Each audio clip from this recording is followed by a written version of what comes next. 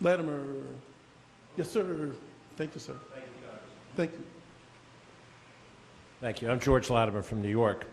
I'm Roman Catholic, and on the morning of Sunday, October 8th, I went to Mass at my local church, 8:45 Mass, which I regularly go to. I'm not the world's best Catholic, but I have faith.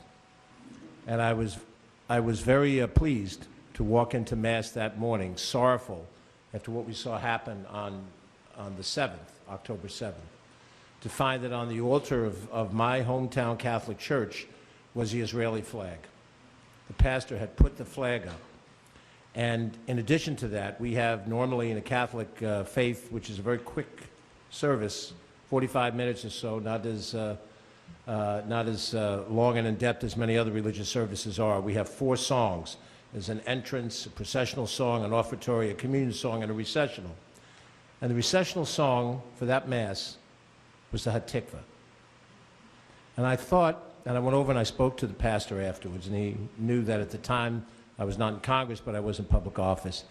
And I hugged him and I said, you said, without saying anything, exactly the right moment.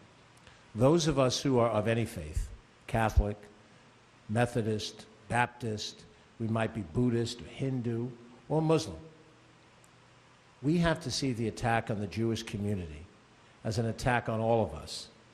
That whether we are in our own religious faith Jewish, we are all being attacked on that beach. We are all being attacked every time somebody decides that it's acceptable to do violence to the others, however you define that. And we seem to be doing more of that in the world today than at any point in time that I can remember. We have a task as members of Congress to do what we can do in legislation and funding and administrative policy and all those things. But we have individual responsibility, and that's the one I'm going to take upon myself when I go back home to my home community in my district, which is to make sure that my friends who are not Jewish understand exactly why it is important for those of us that are Christian and of other faith traditions to stand by the Jewish community right now. In the history of this world, in every other country, at some point in time, the majority of the country turned against the Jewish population. And if I were Jewish, I might wonder, is that going to happen here?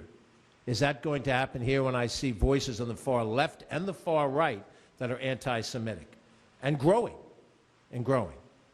And the only answer to that is not in what we do legislatively, but it's what we do as individual people. How we embrace people who are different than we are, politically, demographically, but say, you have a right to practice what you believe. And we'll let the Almighty sort it out on the other side.